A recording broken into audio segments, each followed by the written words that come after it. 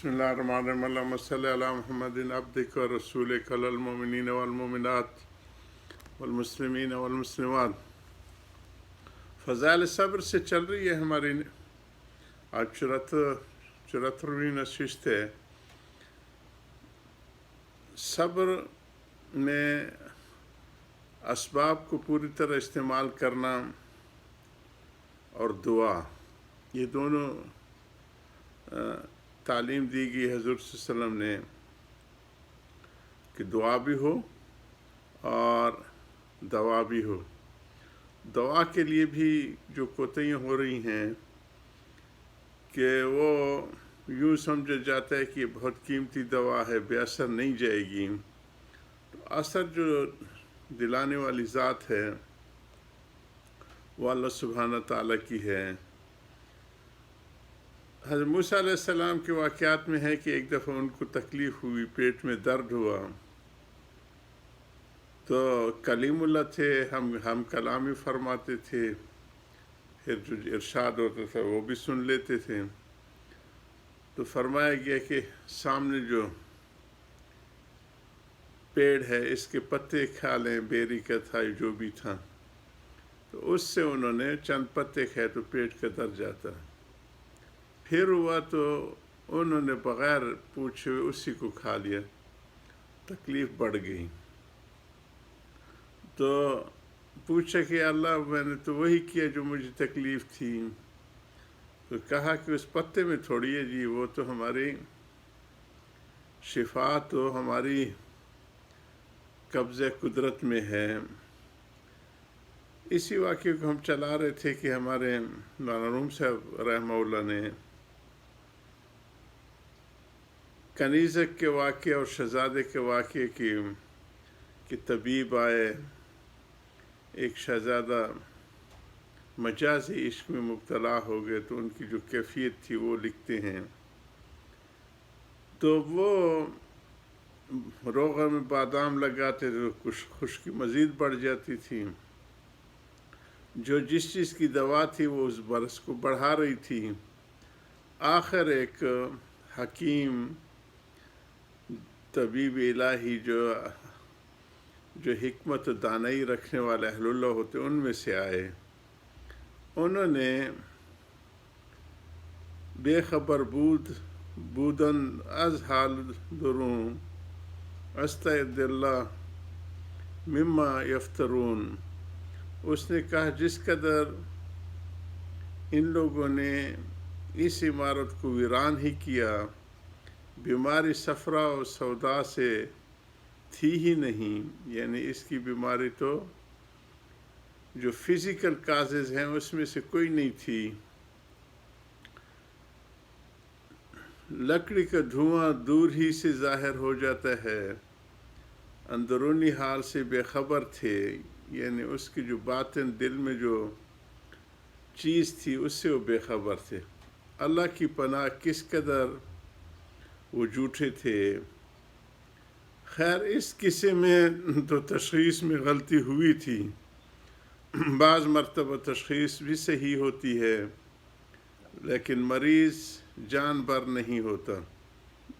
کوئی طبیب تھے، دوستوں کے علاج میں کامل تھے، جب وقت آئے تو دوستوں میں تو ایک طبیب تھے جو دستوں کے علاج میں کامل تھے، ڈیسنٹری وغیرہ، جب وقت آیا تو دستوں ہی میں مبتلا ہوئے، ان کو بھی ڈیسنٹری لگی۔ یہ بھی دیکھا جاتا ہے کہ جو جس شخص کے علاج میں کافی کامل ہوتا ہے اس کی موت اسی مرض میں ہوتی ہے۔ حق تعالیٰ اس عجز اور بیکار ہونا تدبیر کا دکھلا دیتے ہیں کہ تدبیریں کارآمد تو تب ہوتی ہیں جبکہ اللہ سبحانہ تعالیٰ کی تائید حاصل ہو۔ القصہ اطباء جمع ہوئے اور نسخہ لکھا گیا، اس نے دیکھا کہ میں نے یہ دوائیں سب کھائی ہیں، بلکہ اس سے زیادہ مؤثر دوا کھائی مگر کچھ نہیں ہوا۔ وہ کہا کہ ایک پانی کا تشت لاؤ، پلیٹ میں یا کٹورے میں پانی لاؤ۔ چنانچہ منگایا گیا، ایک پڑیا نکال کر اس میں ڈالی گئی، وہ جم گیا۔ کہا میں نے تو یوں دوا کھائی مگر معلوم ہوتا ہے کہ وقت آ گیا، چنانچہ اسی مرض میں خاتمہ ہو گیا۔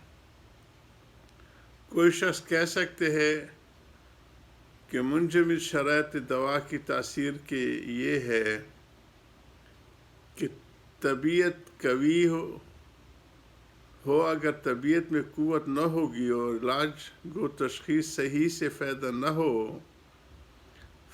ہوگا، میں کہتا ہوں کہ طبیعت کی تقویت کی بھی آخر کوئی دوا ہے، یعنی جو کمزوری ہو جاتی ہے نا تو اس کے لیے وٹامنز آج کل دیے جاتے ہیں، اس کی تدبیر کرو کہ طبیعت کو قوت پہنچے۔ یوں کیوں نہیں کہتے کہ جو خدا تعالیٰ کو منظور ہوتا ہے وہی ہوتا ہے جو منظور خدا ہوتا ہے۔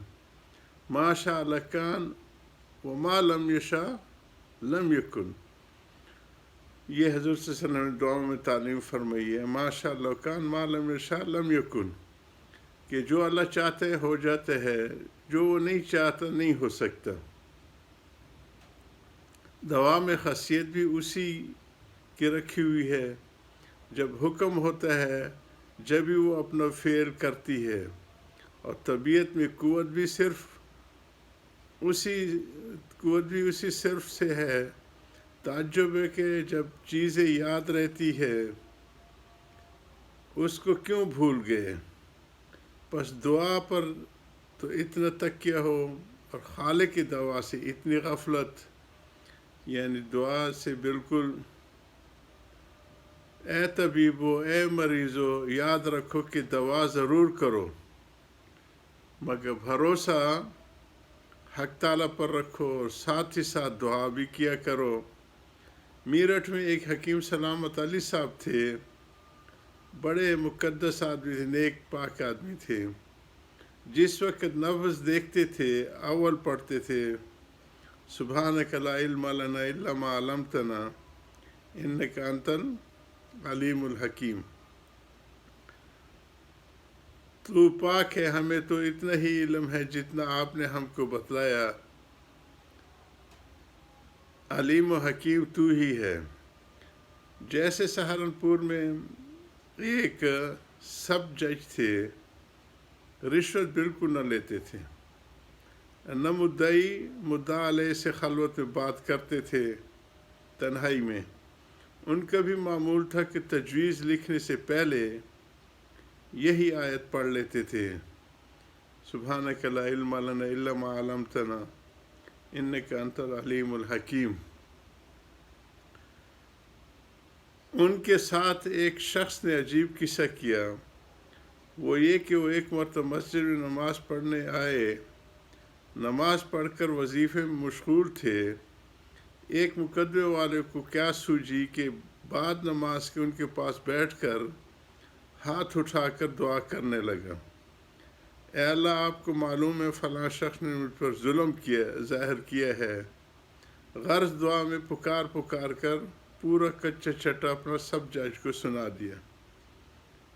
اس نے اللہ تعالی سے دعا کی کہ گویا سب جج سے بیچارے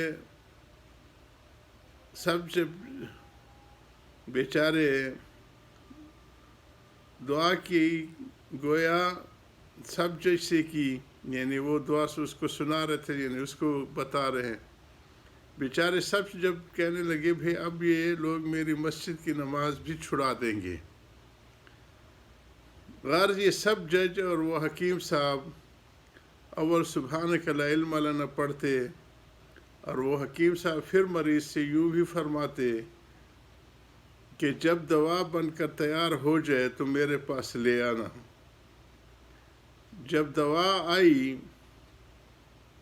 اس پر بھی کچھ پڑھ کر دم فرماتے۔ حضرت کی ان باتوں کو جاری رکھیں گے. وآخر دعوانا الحمدللہ رب العالمین.